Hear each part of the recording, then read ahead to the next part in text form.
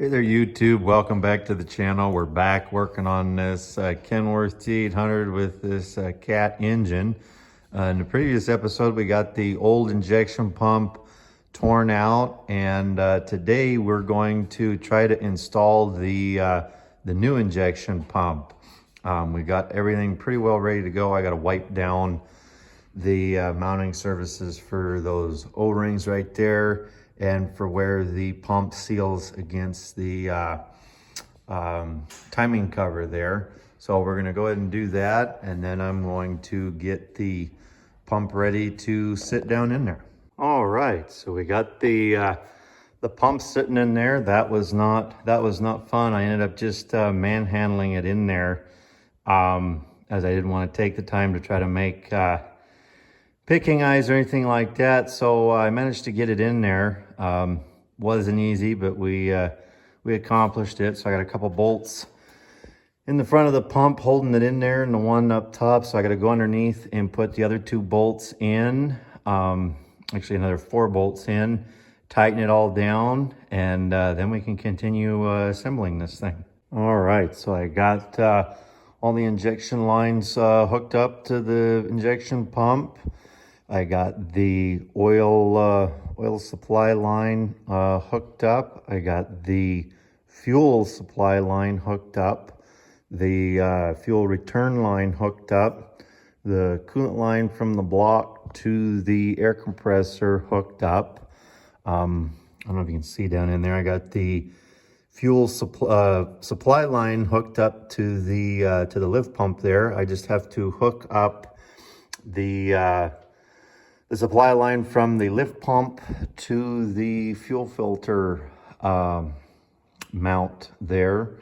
And what else have we done? I got the timing advance unit hooked up, and I believe those bolts, these bolts here around the outside, are torqued to 40 foot-pounds, I believe. If the injection pump, if you're going to do this and the injection pump is not pin timed, but your engine is timed to top dead center there, what you can do is, at least with this, this is a video I watched a guy do. You can take all of these bolts out, leave one in somewhere around this location, and slide this onto the gear on the front of the pump, and then use a pry bar to gently bar this thing over until the pump is pin timed, and then you can install the bolts in the timing advance unit there.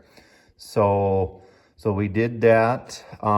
We just have to hook up the throttle linkage yet, and obviously mount the power steering reservoir on there. I'm trying to get as much done before I do that as I can, as that's going to limit my access to this area here.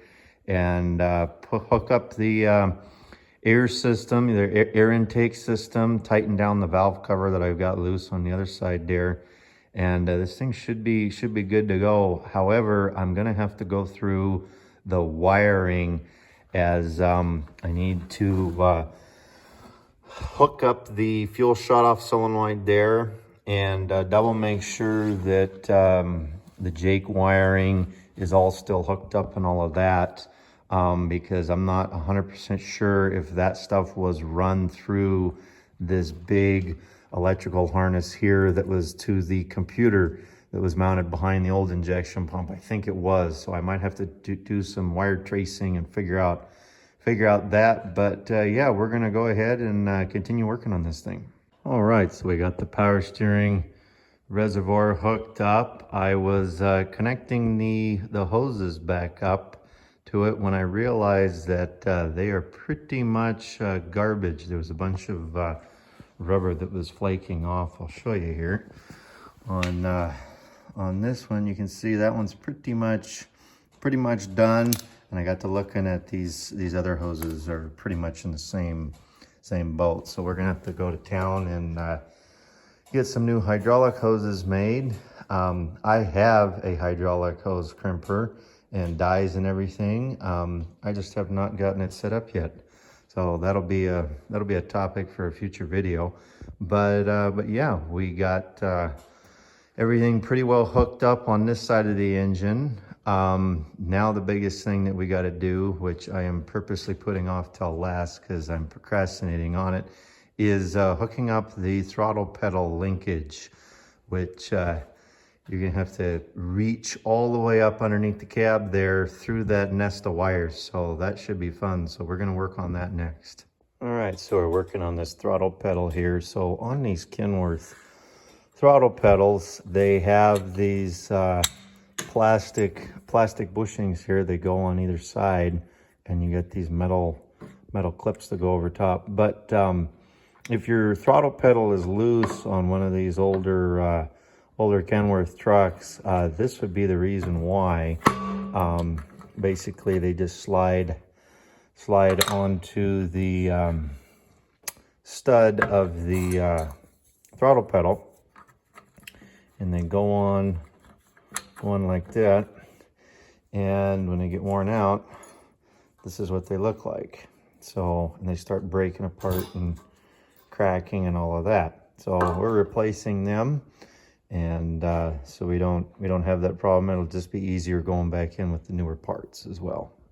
All right, so we got the old throttle pedal out, and this new one installed.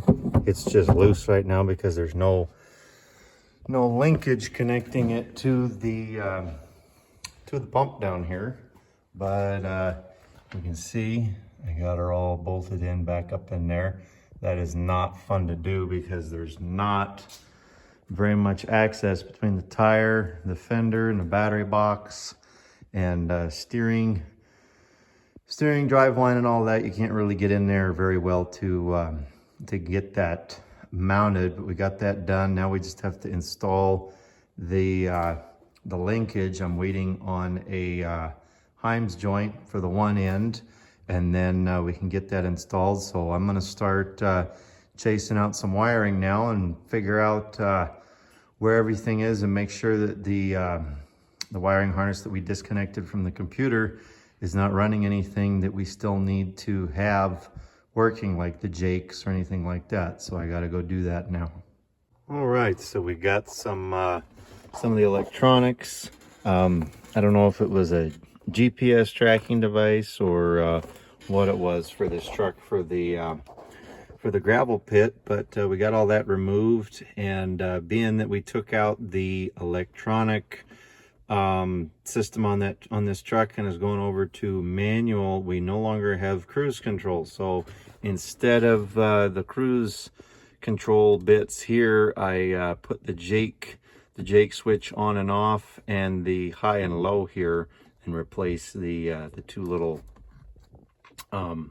light up indicator lights up top to be for the jake brake. So we got that wired up. So now we just got to make sure, and it's connected to the injection pump for the I don't know if you want to call it a limit switch or whatever it is down below.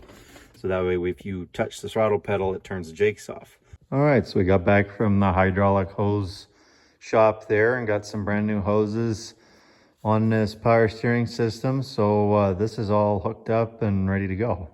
All right, so after about 45 minutes of messing around, trying to figure out where the power wire is to be able to energize the fuel shutoff solenoid, I finally found it. It is this green wire right here. So we're gonna go ahead and cut that and lengthen it out to connect into the fuel shutoff solenoid, so that way we can shut this engine off with a key switch. So we're gonna go ahead and do that now.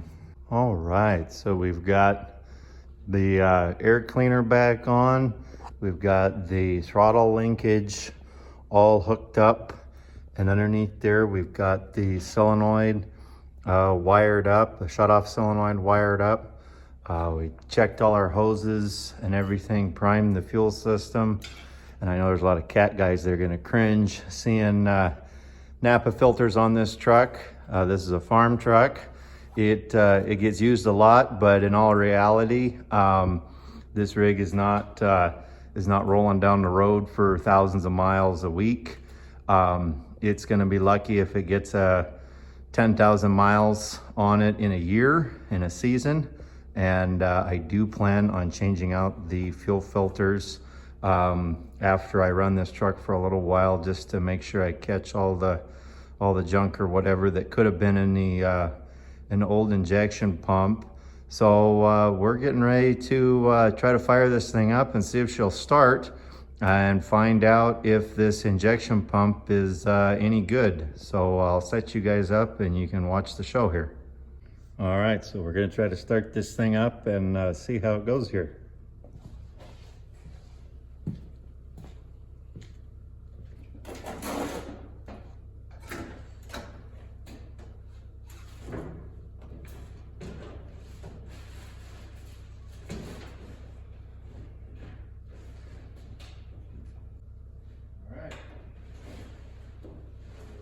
See what happens.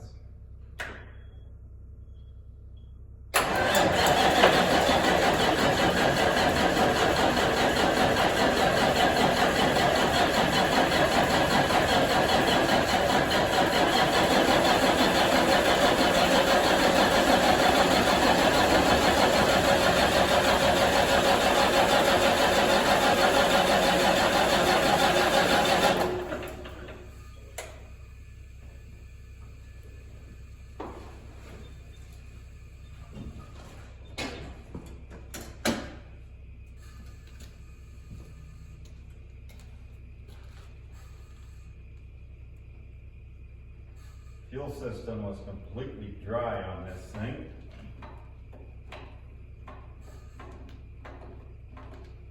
So it could take a little bit to get started here.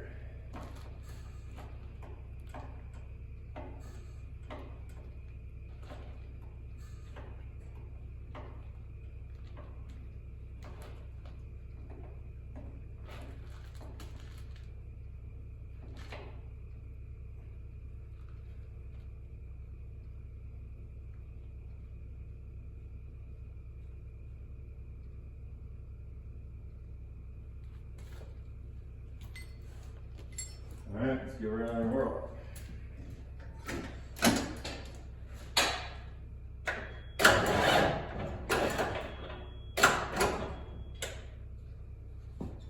And battery is toast.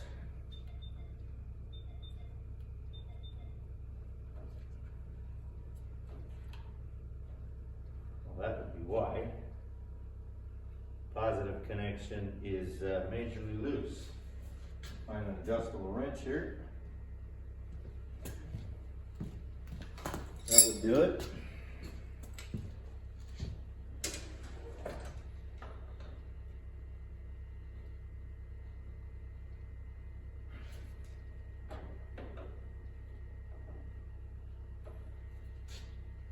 See what that does.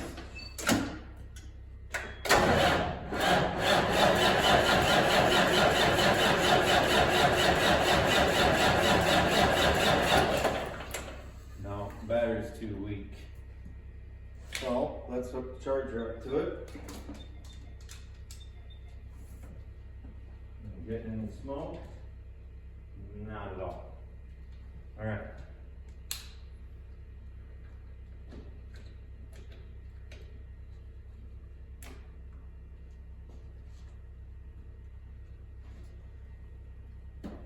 And let's hook this up.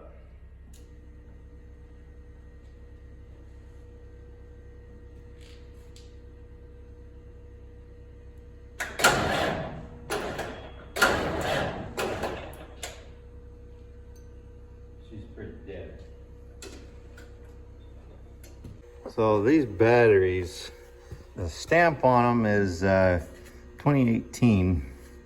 So they're getting up there. These Deca batteries, a lot of people like them and swear by them. I have not had very good luck with them. I had them in both of my my trucks, my plow truck and my dually that I drive every day, and they did not last. I had better luck with batteries from Napa or from the local feed store where I get them, the real cheap ones. I had one last quite some time and was good. So I don't know, I think these might be on their way out, but we'll let it charge here for a little bit and give her another whirl. We're not even getting any smoke, I don't believe. So of course the fuel system was pretty drained out. I mean, the injection pump basically had no fuel in it. Injection lines didn't have any fuel in them. I did fill up the fuel filters, but that doesn't really mean a whole lot. But yeah, this thing was pretty dry. So it'll take a little bit to get this thing going. Each one of these cats that I've had run out of fuel, they're a bear cat to try to get started again. So get the fuel primed up in them. So we'll let this thing charge and I'll kind of work on it a little more, and I'll fire the camera up when we're a little bit closer to running here. All right, so it's a day and a half later here. I've been working on this thing, trying to get it started. I finally did manage to get it started off camera there. There was quite a bit of air in the system and had a hard time getting it to prime. I'll just show you a couple things that I've done to try to get these trucks started before. So I have I'll show you in a second, a little vacuum operated pump. And what I do is I put a little fitting on the end of this, then I hook that to the return fitting on the pump, and I put a suction on it to try to pull fuel through the fuel system, while at the same time pumping the hand primer pump on the filter. Of course, I pre-filled the filters when I changed them. Sometimes you can get it to suck fuel through that way.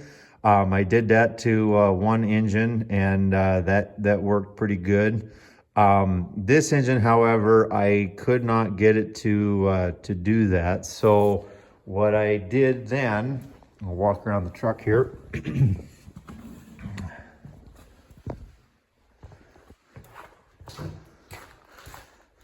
So I then took the fuel cap off, put a rag over the hole, and put a air nozzle inside there, and pressurize the tank. You're not going to get a whole lot of pressure in the system. This technique works better with two people, because you got one guy trying to bleed injector lines and that sort of thing, while the other guy's holding the air on the fuel filler of the tank there. And we bled trucks out that way before, and that seems to work pretty good. I did that a couple times. I don't know if that helped or not, but I did that for a little bit. Had to charge the batteries up. I think you saw that in the previous clip here. Let me walk back around the truck here. Shop's a mess from working on this thing. And what I ended up doing is cracking the injector lines after that, and alternating, pumping with the hand pump, and trying to start it. And with the injector lines cracked, I was able to get it to try to fire. Tightened all the lines up, and then it fired up. Of course, it ran rough for quite a while with all that air in the system. Smoked the shop out. Had to have the big roll-up door open, and the fans on up there to get all the fumes out of the shop here. But yeah, she runs. I'll show you here in the next clip. I'll fire her up, and we'll get her to move back and forth on her own power a little bit. Okay, so it's a couple of days later. The temperature has dropped down in our area to into the negatives. So I got the shop door open now, and we're gonna fire this thing up again and see if she'll start here.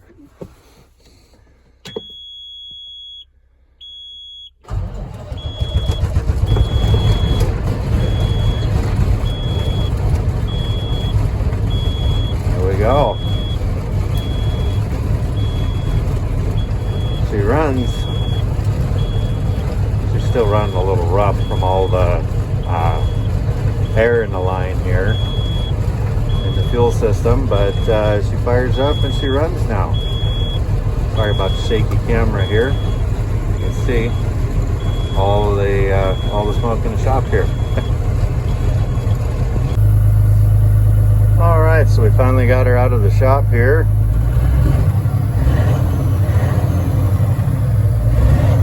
You can still hear she's stumbling a little bit, but overall she's running really good.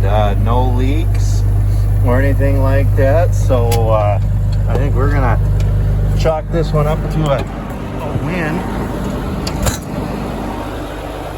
Back up a little bit and you can see this thing.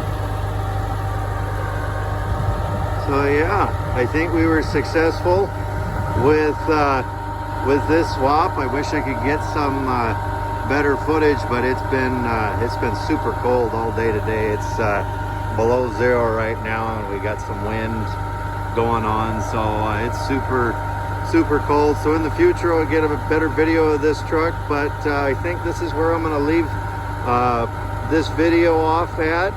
Thanks again for watching, and stay tuned for the next project on this truck. It should be pretty fun little project we're going to do to it next. So if you like this sort of thing, consider subscribing, and I'll catch you in the next one.